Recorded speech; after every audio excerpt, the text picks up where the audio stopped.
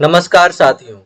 आज के इस वीडियो क्लास में हम नागपुरी व्याकरण पढ़ेंगे जो जेएसएससी के द्वारा ली जाने वाली विभिन्न परीक्षाओं के लिए उपयोगी होगी। अब नागपुरी व्याकरण को पढ़ने से पहले हमें नागपुरी भाषा से संबंधित जो सामान्य चीजें हैं उन्हें समझना बहुत ही जरूरी है। सामान्य चीजों में सबसे पहली बात यह है कि जो नागपुरी भाषा है वो नागपुरी शासन काल की राजभाषा हुआ करती थी। साथ ही साथ में नागपुरी भाषा का प्रयोग झारखंड के जो गैर आदिवासी हैं जिन्हें सदान कहा जाता है उन सदानों की मातृभाषा है और इसीलिए इसका नाम एक नाम सदानी है। झारखंड राज्य में ही छोटा नागपुर प्रदेश में ही ये जो नागपुरी है उसे अलग अलग नामों से जाना जाता है जो इस प्रकार हैं। पहला जो नाम है वो है सादरी, दूसरा गंवारी, गौली, सदरी, नागपुरिया, नगपुरिया, छोटा नागपुरिया और नागपुरी। तो इस प्रकार से छोटा नागपुर प्रदेश में ही जो नागपुरी है उसे अलग अलग नामों से जाना जाता है, अलग अलग नामों से जाना जाता है। इन्हीं नामों में से हम लोगों को कोई एक नाम दे दिया जाएगा और हम लोगों से पूछा जाएगा कि ये जो नाम है इनमें से किस नाम से नागपुरी को जाना जाता है। तो इसमें से एक क्वेश्चन बनना आप लोगों को जरूर ही एग्जामिनेशन में पूछा जाएगा। अब हम बात करते हैं कि ये जो नागपुरी है उसको नागपुरी भाषी क्षेत्र में जो सदान है उनके अलावा और कौन ऐसे जाति हैं जिनके द्वारा नागपुरी भाषा का प्रयोग किया जाता है। तो नागपुरी भाषा का प्रयोग जो छोटा नागपुर प्रदेश में रहने वाले कुछ आदिवासी हैं उनके द्वारा भी अपनी मातृभाषा के रूप में प्रयोग किया जाता है। जैसे चीख बड़ाइक है, लोहरा है, खेरवार है, असुर है, बिरजिया है, कोरवा है, घासी है, गोड़ाइत है, महली है, तुरी है और पाड़ है। इन लोगों के द्वारा, इन जातियों के द्वारा, इन आदिवासियों के द्वारा सदानी को ही, नागपुरी को ही, गौली को ही अपनी मातृभाषा के रूप में ये लोग प्रयोग करते हैं। साथ ही साथ में नागपुर क्षेत्र में, छोटा नागपुर क्षेत्र में जो मुंडा जनजाति है, उरांव जनजाति है, इन लोगों के द्वारा भी अपने संपर्क भाषा के रूप में नागपुरी भाषा का प्रयोग किया जाता है। अब हम लोग देखते हैं कि नागपुरी भाषा का जो क्षेत्र है वो क्या है, मतलब कि नागपुरी भाषा जो है वो किन किन क्षेत्रों में बोला जाता है। तो नागपुरी भाषा झारखंड के अलावा असम, बंगाल, उड़ीसा, अंडमान निकोबार, मध्य प्रदेश, अरुणाचल प्रदेश और छत्तीसगढ़ में भी बोला जाता है। अगर हम भौगोलिक दृष्टि के आधार पर देखें तो भौगोलिक दृष्टि के आधार पर डॉक्टर बीपी केसरी ने बताया है कि जो नागपुरी भाषी क्षेत्र है उसका उत्तरी अक्षांश में, मतलब जब हम पृथ्वी को इस प्रकार से देखते हैं तो हम लोगों को ये दिखाई पड़ता है कि जो पृथ्वी की वो रेखा जो पृथ्वी को दो हिस्सों में बांटती है, तो इस रेखा को हम लोग कहते हैं भूमध्य रेखा। और ये भूमध्य रेखा पृथ्वी को दो हिस्सों में बांटती है। ऊपर वाला हिस्सा को हम लोग बोलते हैं उत्तरी अक्षांश और नीचे वाला हिस्सा को हम लोग बोलते हैं दक्षिणी अक्षांश, मतलब साउदर्न पोल। तो ये जो हमारा उत्तरी अक्षांश है, उत्तर जो भाग है उसमें अक्षांश हम लोग देखते हैं। तो अक्षांश रेखा किसे कहा जाता है? तो अक्षांश इन रेखाओं को कहा जाता है। इन रेखाओं को अक्षांश रेखा कहा जाता है। और देशांतर रेखा जो ये ऊर्ध्वाधर खड़ी हुई रेखाएं हैं, इन रेखाओं को हम लोग देशांतर रेखा कहते हैं। तो अक्षांश रेखा अगर हम लोग देखें तो 22 डिग्री से लेकर के 25 डिग्री तक, और देशांतर, पूर्वी देशांतर में मतलब 83 डिग्री से 87 डिग्री तक के बीच का जो ये क्षेत्र है, इस क्षेत्र में नागपुरी भाषा का प्रयोग किया जाता है। ऐसा डॉक्टर बीपी केसरी हमें बताते हैं। डॉक्टर श्रवण कुमार गोस्वामी नागपुरी भाषी क्षेत्र के बारे में हम लोगों को बताते हैं कि जो नागपुरी भाषा क्षेत्र है उनके आधार पर कि जो नागपुरी भाषा बोलने वाले जो लोग हैं वो 1961 के जनगणना के आधार पर डॉक्टर श्रवण कुमार गोस्वामी कहते हैं कि बिहार के चंपारण, सहरसा और पूर्णिया में भी नागपुरी भाषा का प्रयोग किया जाता है। ऐसा डॉक्टर श्रवण कुमार गोस्वामी हम लोगों को बताते थे। अब हम लोग देखते हैं कि डॉक्टर कुमारी वासंती के जो हैं वो नागपुरी भाषा का क्षेत्र के बारे में इन्होंने बहुत ही विस्तृत रूप में लिखा है। और इन्होंने अपने एक पुस्तक लिखी है जिसका नाम है general of tribal and regional studies volume 1987। इसमें इन्होंने नागपुरी भाषा को के क्षेत्र को निर्धारित किया है कि जो नागपुरी भाषी क्षेत्र है वो कहाँ कहाँ पे है। तो यहाँ पे आप हम देख रहे हैं कि नागपुरी भाषा जो क्षेत्र है वो छोटा नागपुर झारखंड के इस क्षेत्र में है। झारखंड के लगभग बिल्कुल बीच बीच में है नागपुरी भाषी क्षेत्र। साथ ही साथ में ये जो सिमडेगा है, गुमला है, लोहरदगा है, इन सभी जगहों पर भी नागपुरी भाषा का प्रयोग किया जाता है। तो डॉक्टर कुमारी बासंती के द्वारा छोटा नागपुर के पूर्व में देवघर, संथाल परगना, पश्चिम बंगाल का झालदा, बांकुड़ा और मिदनापुर में भी नागपुरी भाषा का प्रयोग किया जाता है।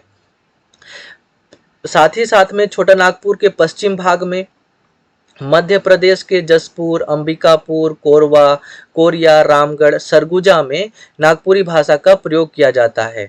अब हम लोग देखते हैं कि नागपुरी भाषा का प्रयोग छोटा नागपुर के उत्तर में तो पलामू और हजारीबाग के जो सीमावर्ती प्रदेश हैं, इन सीमावर्ती प्रदेशों में भी नागपुरी भाषा का प्रयोग किया जाता है। अब हम लोग देखते हैं कि नागपुरी भाषा का जो क्षेत्र है वो छोटा नागपुर के दक्षिण में उड़ीसा है।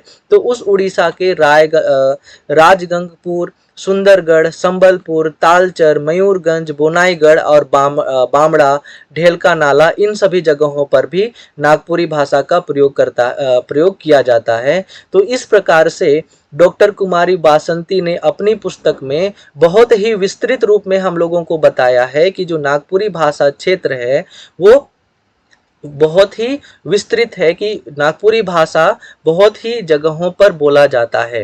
अब हम लोग आगे देखते हैं, कुछ और भी राइटर्स हैं और कुछ और भी प्रख्यात लोग हैं जिन्होंने नागपुरी भाषा के क्षेत्र के बारे में बताया है। तो उन प्रख्यात लोगों में से एक हैं डॉक्टर गिरिधारी राम गोंझू, जिन्होंने जब बांग्लादेश अपने शैक्षिक भ्रमण के दौरान गए थे तो उन्होंने देखा कि बांग्लादेश में भी जहाँ पे बांग्ला भाषी लोगों की बहुलता है वहाँ पे भी नागपुरी भाषा का प्रयोग किया जाता है, ऐसा उन्होंने बांग्लादेश में देखा। तो इस प्रकार से अगर हम लोग सारांश देखते हैं कि नागपुरी भाषा का क्षेत्र कहाँ कहाँ है, तो नागपुरी भाषा उन सभी जगहों पर बोली जाती है जहाँ पर इस छोटा नागपुर प्रदेश के लोग रोजी रोजगार के खोज के लिए इस छोटा नागपुर प्रदेश से दूसरे जगहों पर गए, लेकिन वहाँ के संस्कृति से न प्रभावित होकर के, वहाँ की संस्कृति को न अपना करके इन्होंने अपनी संस्कृति को ही बनाए रखा और नागपुरी भाषा का ये लोग प्रयोग करते रहे। इन्होंने वहाँ की संस्कृति को भी अपनाया होगा लेकिन अपनी मातृभाषा को इन्होंने नहीं छोड़ा। तो इस प्रकार से हम लोग देखते हैं कि नागपुरी भाषा का जो क्षेत्र है वो बहुत ही वृहत है। अब हम लोग देखते हैं कि जो नागपुरी भाषा के जो लोग हैं वो कितने सारे हैं, कि नागपुरी भाषा बोलने वाले लोग कितने हैं।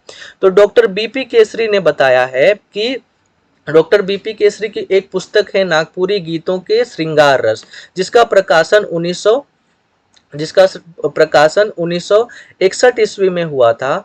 उसमें उन्होंने बताया है, डॉक्टर बीपी केसरी ने बताया है कि जो नागपुरी भाषी लोग हैं उनकी संख्या 3,50,00,000 है।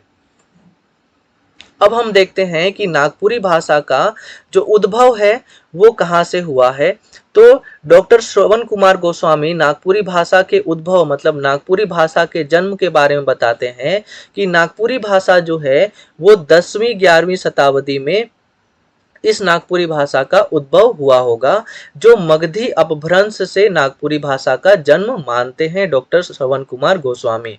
अब ये जो मगधी भाषा है वो मगध में बोला जाता है, मतलब बिहार में, अभी के बिहार में बोला जाता है, और उसी का बिगड़ा हुआ रूप नागपुरी भाषा, मतलब इसी मगधी भाषा से नागपुरी भाषा का जन्म हुआ है।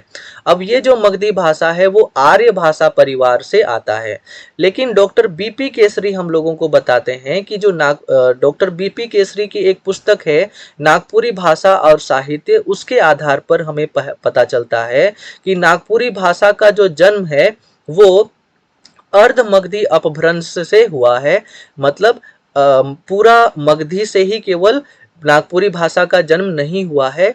मगधी के आधा से नागपुरी भाषा का जन्म हुआ है, ऐसा डॉक्टर बीपी केसरी हम लोगों को बताते हैं। तो इन दो चीजों से आप लोगों को प्रश्न पूछा जा सकता है कि नागपुरी भाषा का उद्भव कब हुआ। तो आप लोगों को कहना होगा कि 10 से 11वीं शताब्दी में नागपुरी भाषा का उद्भव हुआ है। और किस भाषा से नागपुरी भाषा का उद्भव हुआ, तो आपको या तो ऑप्शन में मिलेगा मगधी भाषा या आपको मिलेगा अर्ध मगधी भाषा। तो इन्हीं में से आप लोगों को चुनना है कि नागपुरी भाषा का उद्भव डॉक्टर बीपी केसरी के अनुसार अर्ध मगधी अपभ्रंश के रूप में हुआ है और डॉक्टर श्रवण कुमार गोस्वामी के अनुसार मगधी अपभ्रंश से हुआ है।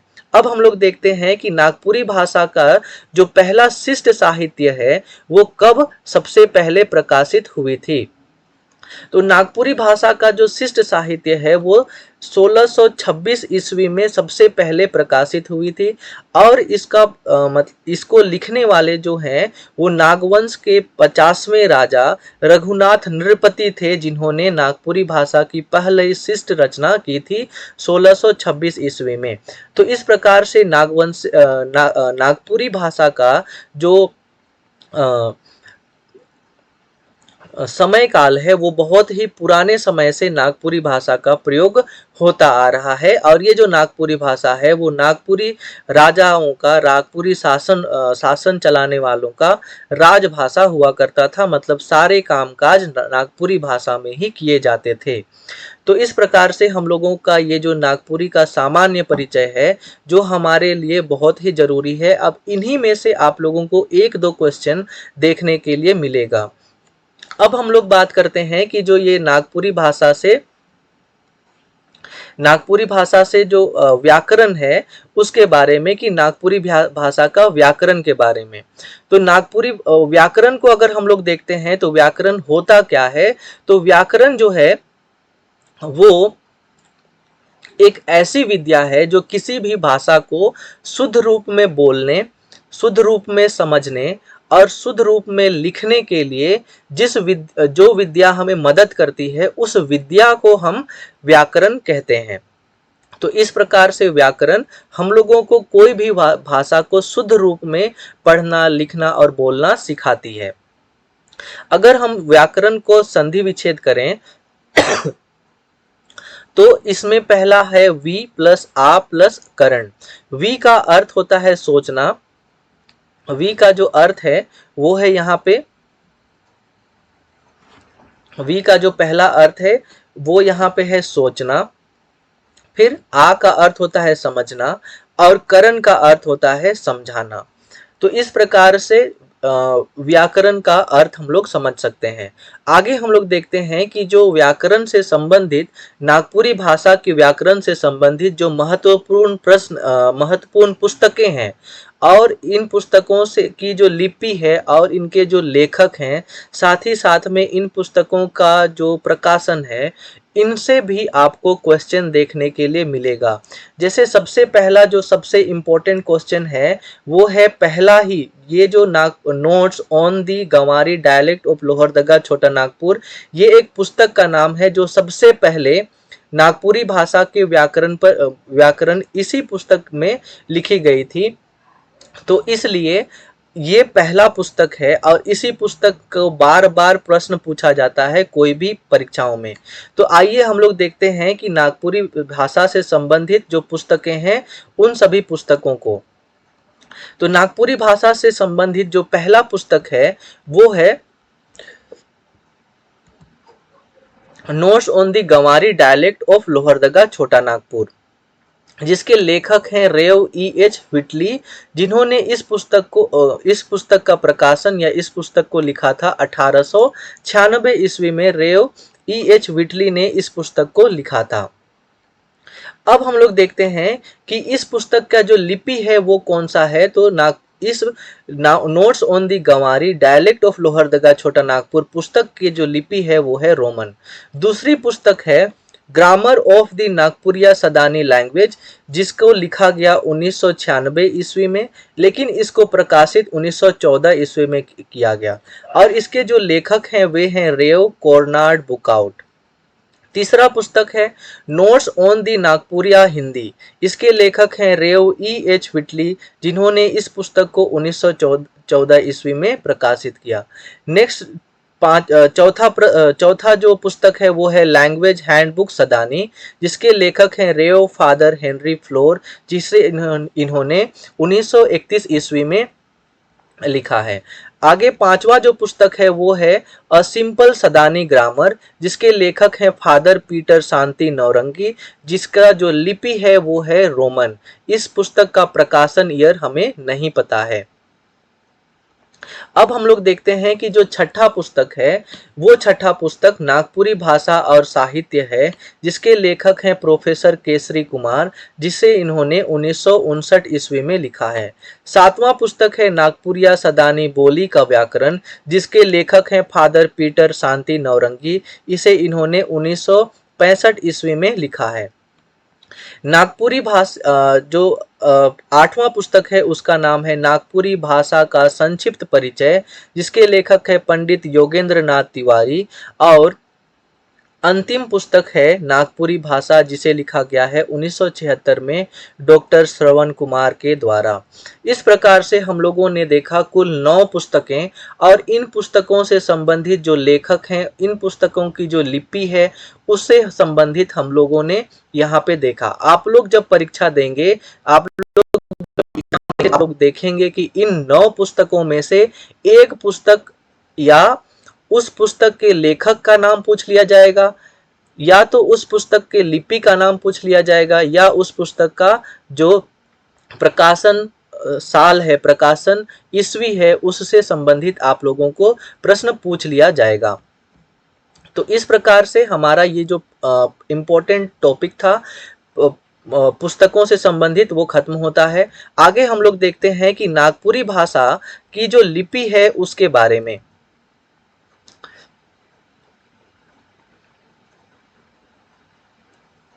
अब नागपुरी भाषा की जो लिपि है, नागपुरी भाषा की जो लिपि है वो हम लोग प्रयोग करते हैं देवनागरी लिपि। और देवनागरी लिपि को प्रयोग करने के लिए बहुत सारे कारण हैं, और उन्हीं कारणों में से कुछ कारणों को यहाँ पे मैंने लिखा है कि देवनागरी लिपि में वर्णमाला ज़्यादा मिलता है।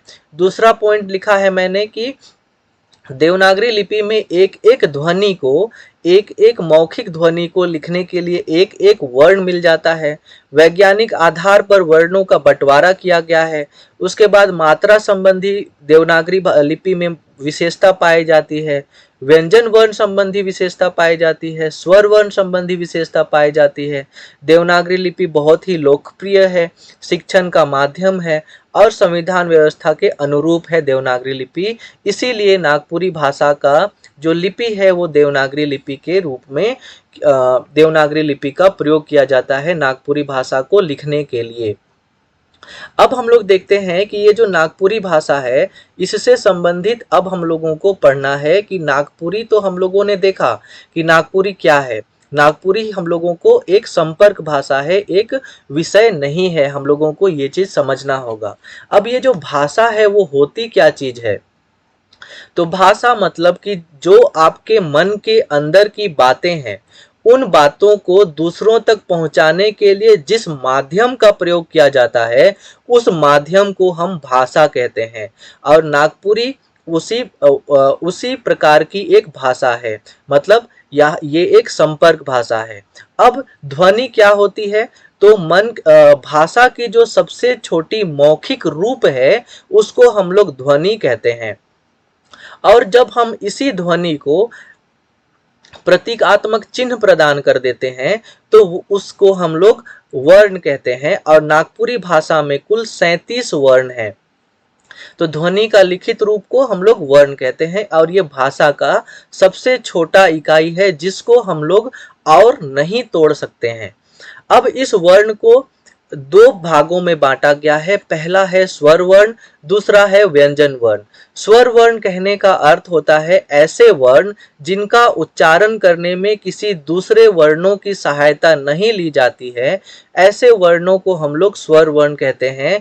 और कहीं कहीं पे ये जो स्वर वर्ण है वो नागपुरी के अलग अलग पुस्तकों में 8 बताए गए हैं और कहीं कहीं पे 9 बताए गए हैं, लेकिन डॉक्टर शकुंतला मिश्रा के द्वारा जो लिखी गई पुस्तक है उसमें 8 ही बताए गए हैं, और दो दूसरे राइटर्स हैं उनके द्वारा लिखा गया पुस्तक में वर्ण 9 बताए गए हैं।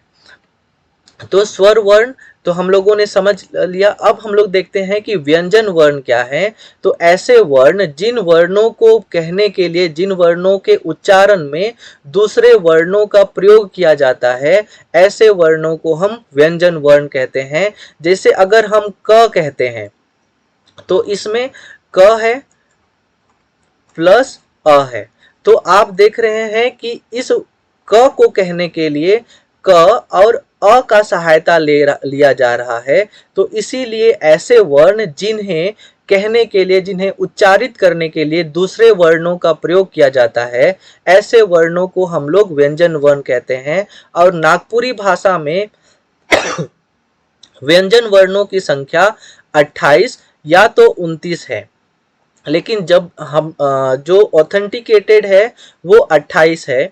और डॉक्टर शकुंतला मिश्रा ने अढ़ा को भी व्यंजन वर्ण माना है, तो इसीलिए यहाँ पे 29 मैंने लिखा है। अब हम लोग देखते हैं स्वर वर्णों के बारे में।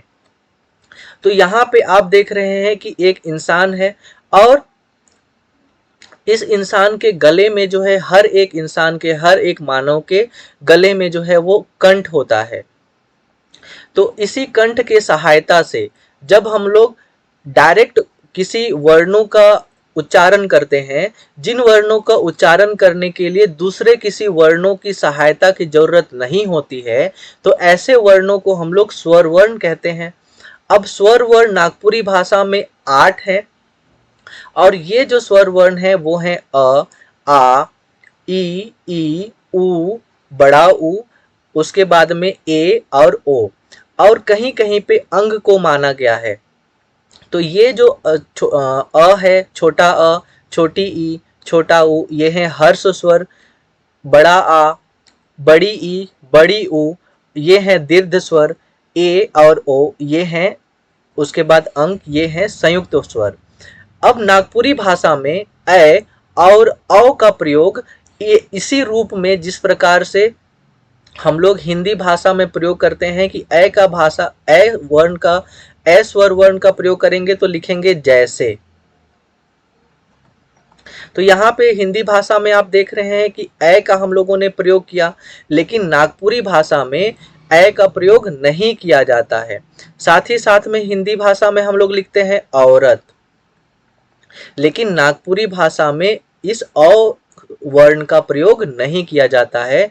तो यहाँ से भी प्रश्न बनते हैं कि स्वर वर्णों में किन वर्णों का उपयोग किया जाता है और किन वर्णों का उपयोग नहीं किया जाता है। आगे हम लोग देखते हैं कि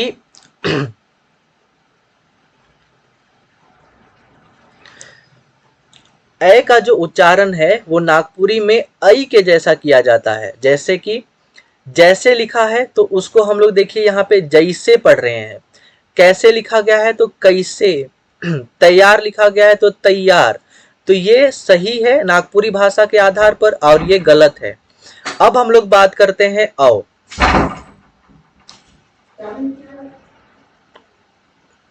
अब हम लोग बात करते हैं औ का। तो ये जो औ है उसका मात्रा इस प्रकार से होता है, लेकिन इसका प्रयोग हम लोग नागपुरी भाषा में औ के रूप में करते हैं। तो औरत ये हिंदी भाषा के लिए है, मौलिक ये हिंदी भाषा के लिए है, औजार ये हिंदी भाषा के लिए है, लेकिन जब हम इन्हें नागपुरी भाषा में देखेंगे तो हम लोग इसका ऐसा प्रयोग नहीं करते हैं। इसका प्रयोग इस तरह से किया जाता है, औरत को औरत कहते हैं, मौलिक को मौलिक कहते हैं, औजार को औजार कहते हैं।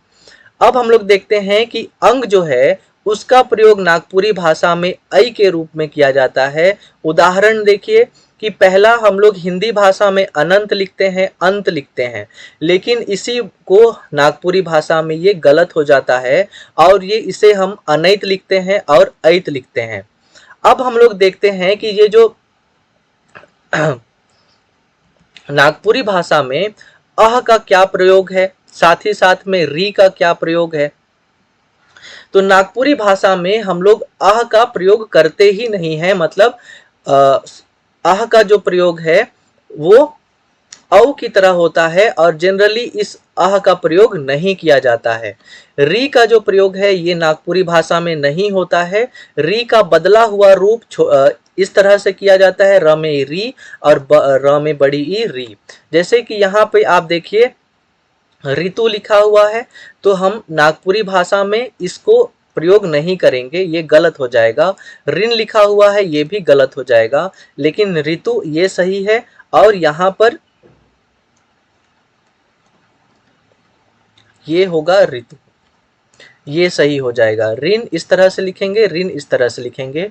तो जब भी आपको री का प्रयोग मिलेगा नागपुरी भाषा में, तो आप लोगों को इसे बेधड़क गलत करना है। अब यहाँ से हम लोग व्यंजन वर्ण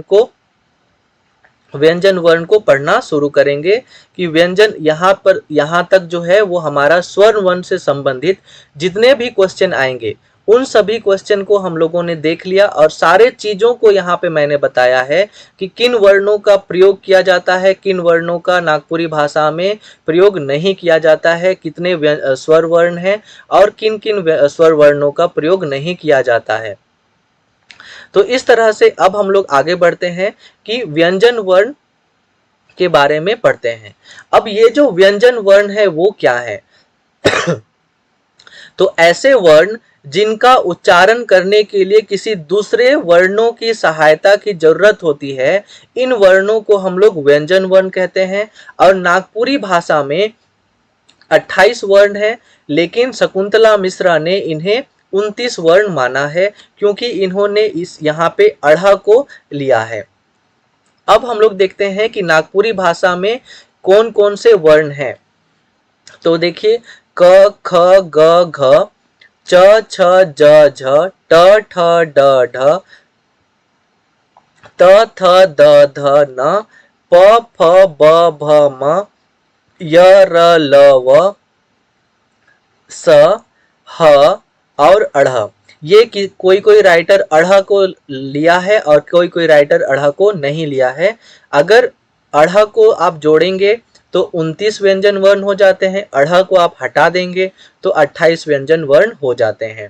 अब उच्चारण स्थान के आधार पर इन व्यंजन वर्णों को हम लोग अलग अलग तरह से बांट सकते हैं। जैसे कंठ से जो व्यंजन वर्ण उच्चारण होते हैं तो उन्हें हम लोग यहाँ पे देखिए क वर्ग जो है उसका उच्चारण कंठ से होता है।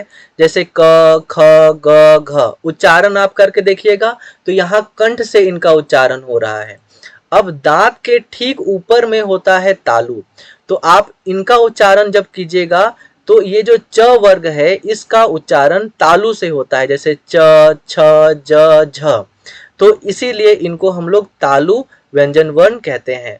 अब तालु के ठीक ऊपर में मूर्धा होता है और वहां से उच्चारण होने की वजह से इस ट वर्ग को हम लोग मूर्धा व्यंजन वर्ण कहते हैं। जैसे ट ठ ड ढ आप देख रहे होंगे कि जो आपका जीभ है वो ऊपर की ओर पलट करके जाता है और ऊपर में आपके मूर्धा को स्पर्श करता है।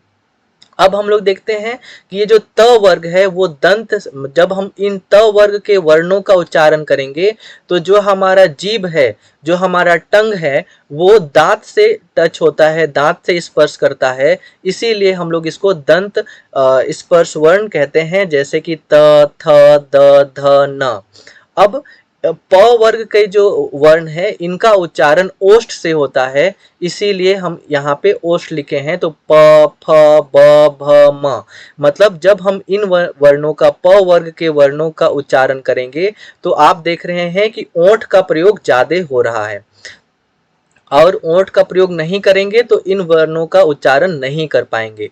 नेक्स्ट है अंतस्थ वर्ण, मतलब ऐसे वर्ण जिनका उच्चारण हम लोग अंदर से करते हैं, मतलब अंदर से एक सांस में करते हैं। जैसे य र ल व, तो ये होते हैं अंतस्थ वर्ण। ऊष्मा वर्ण क्या होते हैं? तो ऐसे वर्ण जिनका उच्चारण करने के लिए जब हम लोग इन वर्णों का उच्चारण करते हैं तो हमारे मुंह से एक उष्म वायु निकलती है, इसीलिए इन वर्णों को हम लोग उष्म वर्ण कहते हैं। जैसे स और ह, नागपुरी में दो ही उष्मा वर्ण है, दंत स और ह। नेक्स्ट हम लोग देखते हैं कि यहाँ पे जब हम लोग इस लाइन को अगर पहला ग्रुप, दूसरा ग्रुप, तीसरा ग्रुप, चौथा ग्रुप, पांचवा ग्रुप में बांटते हैं, तो ये जो पहला और तीसरा ग्रुप है, इनके उच्चारण करने में हम लोगों को थोड़ा सा कम ताकत लगाना पड़ता है, हमारे मुंह से कम वायु निकलती है। और ऐसे ही वर्णों को, पहला और दूसरा वर्णों को हम लोग अल्प प्राण अल्प प्राण कहते हैं। तो पहला और दूसरा जो है वो है अल्प प्राण, लेकिन जो दूसरा और पहला और तीसरा जो है वो अल्प प्राण है। और दूसरा ग्रुप ये ख हो गया, छ हो गया, ठ हो गया, थ हो गया, फ हो गया, र हो गया, ह हो गया।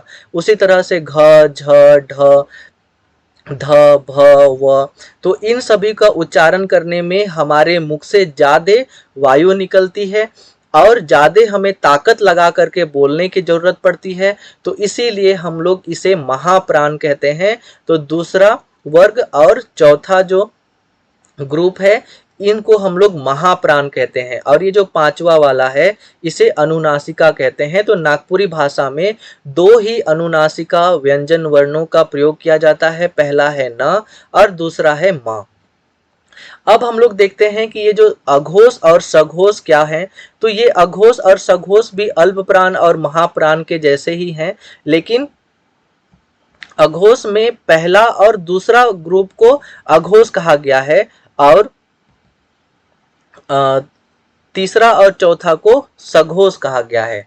इस अघोष में मतलब उच्चारण करने में कम ताकत लगेगा और सघोष को उच्चारण करने में ज्यादा ताकत लगेगा।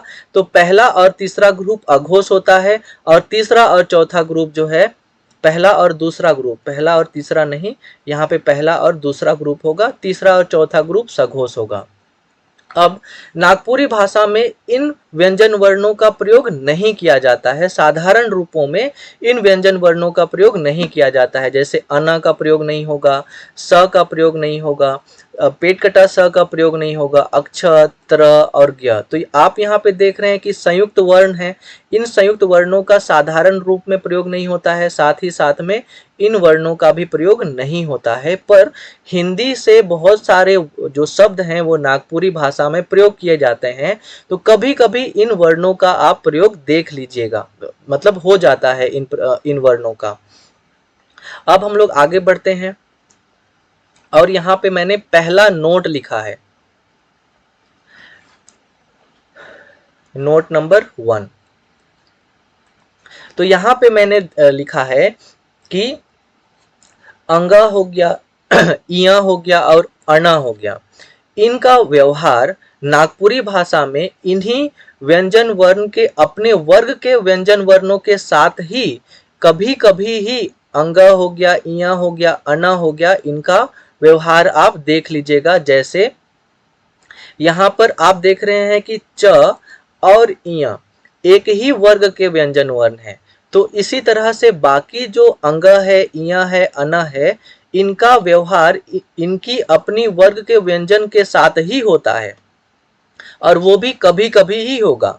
ठीक है, तो यहाँ पे चिया लिखा गया है, ये नागपुरी शब्द का, नागपुरी भाषा का शब्द है जो सही है। अब दूसरा नोट है कि अना का प्रयोग नागपुरी भाषा में न के रूप में किया जाता है। जैसे अगर हम लोग गुण लिखते हैं हिंदी भाषा में जो सही है, तो ये नागपुरी भाषा में गलत हो जाता है, हम लोगों को न लिखना पड़ेगा गुण। तालव्य स लिखते हैं तो यहाँ पर जैसे मुकेश ये लिखा गया है, लेकिन यहाँ पर पेट कटा दंत स यहाँ पे प्रयोग होता है, तो ये मुकेश होगा, ये सही होगा और ये गलत हो जाएगा। आगे हम लोग देखते हैं, आगे बढ़ते हैं।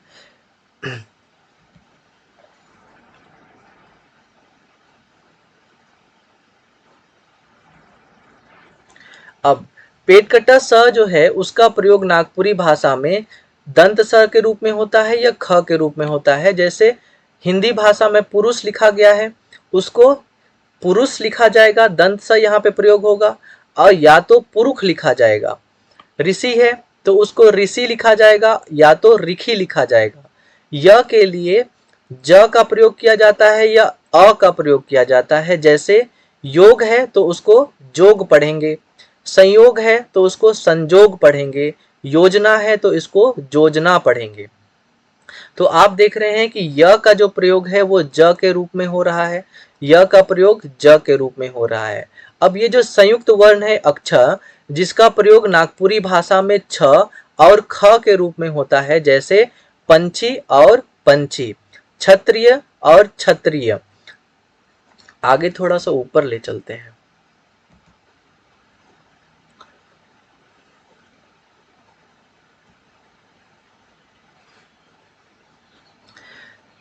पंछी को हम लोग देखिए यहाँ पे अक्षा न लिख करके छ लिखा है, त्र न लिख करके त र लिखा है, क्षमा न लिख करके छ लिखा है। तो अक्षा को नागपुरी भाषा में छ या ख के रूप में लिखा जाता है। अब त्र यहाँ नागपुरी भाषा में उसका प्रयोग त र के रूप में होता है। जैसे यहाँ पर आप देखिए त्राण लिखा हुआ है, जो हिंदी भाषा का शब्द है, लेकिन नागपुरी भाषा में हम उसको प्रयोग करेंगे तो तरान इसको पढ़ेंगे।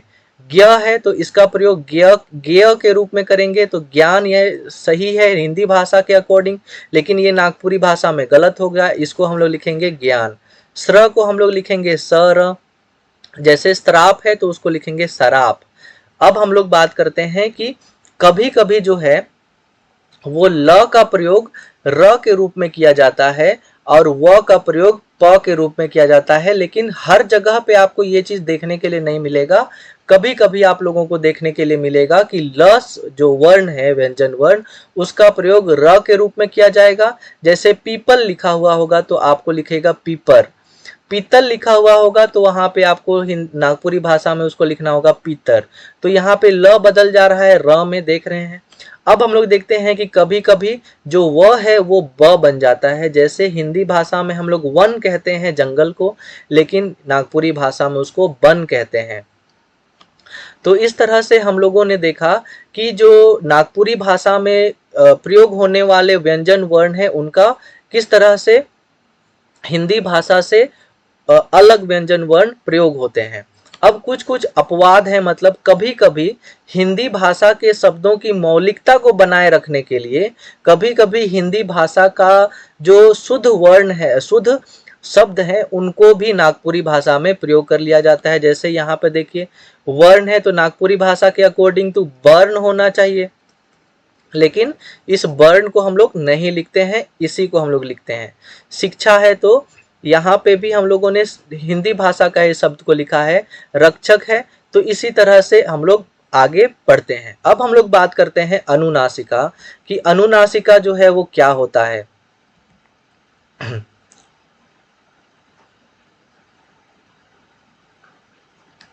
अब देखिए अनुनासिका क्या है। तो अनुनासिका का जो मात्रा होता है वो आधा चांद के जैसा होता है और उसके ऊपर में बिंदी। तो इसका उच्चारण नागपुरी भाषा में नाक और मुंह से होता है और छोटे शब्दों में अनुनासिका का नागपुरी भाषा में प्रयोग किया जाता है। जैसे आप पहला उदाहरण देख रहे हैं नाव, दूसरा उदाहरण देख रहे हैं गांव, तीसरा उदाहरण है ठाव। अब अनुनासिका व्यंजन वर्ण में अंग हो गया, अण हो गया, अणा हो गया, इनका साधारण रूप में प्रयोग नहीं होता है। केवल अनुनासिका जो है वो न और म का व्यंजन वर्ण में प्रयोग होता है नागपुरी भाषा में। अब हम लोग बात करते हैं अनुस्वर के बारे में कि अनुस्वर क्या है।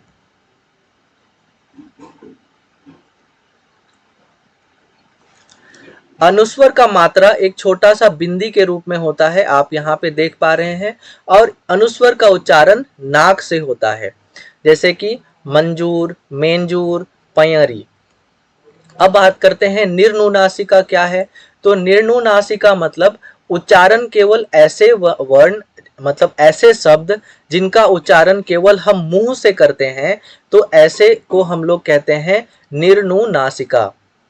जैसे कि आप देख रहे हैं कि यहाँ पे खायक लिखा हुआ है, मतलब खाना, काम है, हर है, फार है, तो इनका उच्चारण केवल हमारे गला और मुंह से केवल हो रहा है, इसमें नाक का कोई प्रयोग नहीं हो रहा है, इसीलिए हम लोग इसको निर्नुनासिका कहते हैं। अब हम लोग देखते हैं कि विसर्ग का क्या प्रयोग है नागपुरी भाषा में।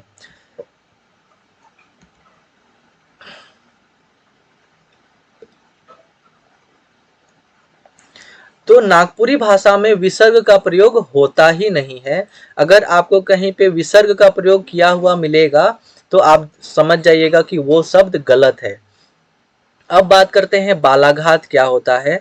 तो आप देखेंगे कि स्थिति परिस्थिति के आधार पर, समय के आधार पर हम लोग किसी किसी शब्द को बोलने में अलग अलग तरह से अलग अलग बल लगा करके बोलते हैं। तो शब्दों के उच्चारण में जो वाक्य को बोलने में एक पर्टिकुलर कोई एक शब्द का उच्चारण करने के लिए उस शब्द में जो लगाया गया बल है, उसी बल को हम लोग कहते हैं बालाघात।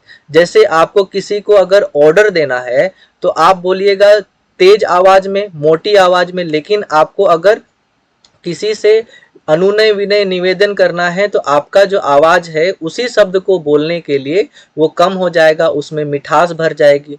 तो ये होता है बालाघात। और ये जो बालाघात है वो अपनिहिति का एक प्रकार है। आगे हम लोग पढ़ेंगे कि अपनिहिति क्या होता है। अभी हमारा जो नेक्स्ट टॉपिक है वो है अपनिहिति। तो अपनिहिति को पढ़ने से पहले मैं पेज को थोड़ा सा ऊपर ले चलता हूं। देखिए, अपनिहिति का अर्थ होता है कि जब भी आप ऐसे शब्द देखें जिनमें अंत में छोटी ई रहती है, ऐसे शब्द जिनके अंत में छोटी ई का प्रयोग किया जाता है मात्रा के रूप में, तो वो छोटी ई नागपुरी भाषा में एक पूरा वर्ण के रूप में ही प्रयोग कर ली जाती है उसी शब्द में। जैसे कि यहाँ पे लिखा हुआ है जाति, तो आप देख रहे हैं कि इस शब्द में अंतिम के व्यंजन वर्ण पर छोटी ई लगी हुई है और ये जो छोटी ई है उसको बदल दिया जाता है, इस प्रकार से एक वर्ण के रूप में प्रयोग कर लिया जाता है। तो जाति ना पढ़ करके हम लोग पढ़ते हैं जाइत। तो इसी को मैंने लिखा है, जिन शब्दों के अंत में हर्स्व ई होती है और आगे व्यंजन वर्ण होती है, तो हर्स्व ई व्यंजन वर्ण से पहले ई के रूप में आती है। इसी को हम लोग कहते हैं अपनिहिति। जैसे यहाँ पे देखिए भांति लिखा हुआ है, तो यहाँ पे छोटी ई का प्रयोग किया गया है, लेकिन इसको भांत पढ़ेंगे। चाल है तो यहाँ पर इसको चाइल पढ़ेंगे। अब ये हो गया हमारा पहला पॉइंट, जो कि शकुंतला मिश्रा के पुस्तक में लिखा गया है, उससे लिया गया है ये पहला पॉइंट। और दूसरा जो पॉइंट है वो दूसरे राइटर्स के बुक से लिया गया है। इसमें दूसरे राइटर्स लिखते हैं कि जब किसी की अपनिहिति को परिभाषित करते हुए दूसरे राइटर्स लिखते हैं, जब किसी शब्द में अ, आ, उ, ए, ओ की मात्रा के बाद बड़ी ई की मात्रा आती है, तो बड़ी ई छोटी ई में बदलकर पहले आ जाती है। जैसे नारी है तो देखिए यहाँ पे बड़ी ई की मात्रा है, ये बड़ी ई की मात्रा थी जो यहाँ पर छोटी ई में बदल करके आ गई। देखी देख, सुनी सुइन, ओरी ओर। इसके अलावा भी आगे भी कुछ ऐसे शब्द होते हैं जिसमें छोटी ई की मात्रा का प्रयोग कर लिया जाता है, अपनिहिति का प्रयोग कर लिया जाता है। जैसे यहाँ पे आप देखिए चाल लिखा हुआ है, उसको हम लोग नागपुरी भाषा में चाइल बोलते हैं। दाल है तो उसको दाइल कहते हैं, कर है उसको कैर कहते हैं। तो इस तरह से ये था आपका अपनिहिति जो खत्म होता है। नेक्स्ट टॉपिक है वर्णों का लोप। मतलब वर्ण का लोप कहने का अर्थ होता है छुपाना, किसी चीज को छुपाना, किसी चीज का नहीं रहना। तो वर्णों का लोप तो अभी मैंने पहले भी बताया कि किन किन वर्णों का प्रयोग नागपुरी भाषा में, हिंदी भाषा के जो वर्ण है देवनागरी लिपि के कुछ वर्णों का प्रयोग नहीं होता है। तो जैसे संयुक्त वर्ण है अक्ष, त्र, ज्ञ, स्र, इनका प्रयोग नागपुरी भाषा में छ, अक्ष का प्रयोग छ या ख के रूप में किया जाता है, त्र का प्रयोग त, र के रूप में किया जाता है, ज्ञ का प्रयोग गे, य का रूप में किया जाता है, स्र का प्रयोग स, र के रूप में किया जाता है, अण का प्रयोग न के रूप में किया जाता है, तालव्य स का दंत स के रूप में, पेट कटा स का दंत स के रूप में किया जाता है। और कहीं कहीं पे य का प्रयोग ज और अ के रूप में किया जाता है, ल का प्रयोग र के रूप में किया जाता है, व का प्रयोग ब के रूप में किया जाता है। तो ये था हम लोगों का वर्ण का लोप। आगे भी देखते हैं कि आगे हमारा ये जो वर्ण का लोप है वो खत्म होता है। नेक्स्ट टॉपिक आता है हमारा, अब नागपुरी भाषा में जो है वो उच्चारण का सामान्य और विशेष रूप, मतलब नागपुरी भाषा में कुछ लोग होते हैं, कुछ गणमान्य लोग होते हैं, अपने साथी होते हैं, अपने माँ बाप होते हैं, उन लोगों के लिए जो हम लोग सम्मान देने के लिए, उनसे अपनत्व दिखाने के लिए जिन शब्दों का प्रयोग करते हैं उनके बारे में हम लोगों को यहाँ पे पढ़ना है। तो सबसे पहला जो है वो है अति सम्मान सूचक प्रयोग। मतलब जो घर परिवार का मानिंद लोग होंगे, जो इज्जतदार लोग होंगे, सम्मानित व्यक्ति होंगे, जैसे गुरु हो गए, राजा हो गए, जमींदार हो गए, मुखिया हो गया, ससुर, साइस, डेढ़सारा, डेढ़सारी, बड़का सारा आदि बहुत सारे जो सम्मानित, जिनको आप सम्मान देते हैं, उनके लिए हम लोग अपने का प्रयोग किया जाता है। जैसे देखिए यहाँ पे रौरे और तोय के स्थान पर अपने का प्रयोग करेंगे। जैसे हजूर अपने खाबें, तो हजूर मतलब जो बड़े लोग हैं उनको हम लोग कहते हैं हजूर, तो हजूर अपने खाबें। दादा साहेब अपने जाबें, लाल साहेब अपने आवल जाए। तो यहाँ पर हम लोग इन लोगों को इज्जत देने के लिए, बहुत सारा सम्मान देने के लिए यहाँ पे हम लोगों ने अपने का प्रयोग किया है।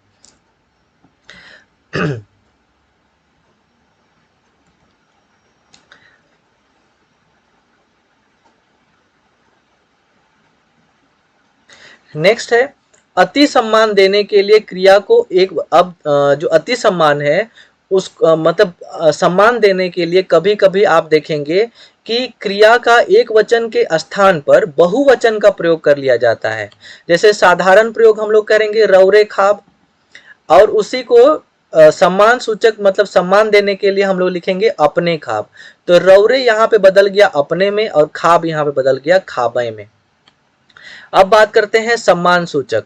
तो अपना बराबरी का जो लोग होगा उसको बड़ा, चाहे अपने आम व्यक्तियों के, आम व्यक्ति जन के लिए जो शब्द प्रयोग किया जाता है सम्मान देने के लिए वो है राउरे, राउर और राउरीन। ये स्त्रियों के लिए किया जाता है और ये पुरुषों के लिए किया जाता है। जैसे साधारण प्रयोग में लिखा गया है तोय जाबे और सम्मान सूचक में लिखा गया है राउरे जाब। तो ये हो गया हमारा सम्मान सूचक। उसके बाद में साधारण प्रयोग हम लोग देखते हैं कि साधारण प्रयोग क्या है। तो साधारण प्रयोग में देखिए कि आम मतलब कि ऐसे ही कोई भी व्यक्ति, घर गांव के जो लोग हैं उनके लिए, चाहे आप बाजार में कुछ खरीदने बेचने गए हैं तो वहाँ पे जो आप लोगों को साधारण रूप में जो शब्द बोलते हैं, अपने से छोटे लोगों को जो शब्द बोलते हैं, तो वो होता है तोय। जैसे कि यहाँ पर एक वचन लिखा गया है और यहाँ पे बहुवचन लिखा गया है। तोय जाबे मतलब तुम जाओगे, तो यहाँ पर लिखा हुआ है तोहरे मन जाबा। तोय खाबे तो उसको लिखा गया है तोहरे मन खाबा। तो तोय का बहुवचन तोहरे मन हो गया, मतलब यहाँ पे देखिए। उसके बाद में खाबे का अर्थ हो गया खाबा, सॉरी खाबे का जो बहुवचन हो गया वो खाबा हो गया। तो अब खास प्रयोग हम लोग देखते हैं कि नागपुरी भाषा में खास प्रयोग क्या है। तो खास प्रयोग कहने का अर्थ है कि जब हम लोग अपने सगी संबंधी से, अपने माँ बाप से, अपने भाई बहन से, अपने चाचा चाची से अपनापन दिखाने के लिए जब हम लोग बात करते हैं दादा दादी से, तो वहाँ पे ये जो सम्मान देना, अति सम्मान, संबोधन जो शब्द हैं, इन सभी को भूल करके हम लोग उनसे अपनत्व को दिखाने के लिए तोय शब्द का प्रयोग करते हैं और यही है खास प्रयोग। तो इस तरह से नागपुरी भाषा, नागपुरी व्याकरण को पढ़ते हुए आज ये हमारा पहला वीडियो क्लास जो है वो खत्म होता है।